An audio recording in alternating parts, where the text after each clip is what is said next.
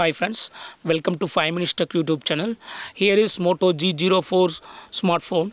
In this video, you will learn how to change mobile hotspot security password on our phone Moto G04. First of all, go to settings of our phone. Then go to network and internet and here select hotspot and tethering and click over Wi-Fi hotspot. Here click on hotspot password and available password will be showing to you. If you want to change to another password, delete the already available password and set your own password. Here I set my new password Zerolina 123.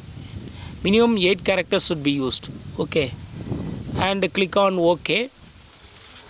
This is my hotspot password as of now. Okay, to check your hotspot password name through QR code, click here and it will ask you to verify your pattern and verify with your pattern, and this is the QR code for hotspot, mobile hotspot, and hotspot password will be showing here Zerolina 123.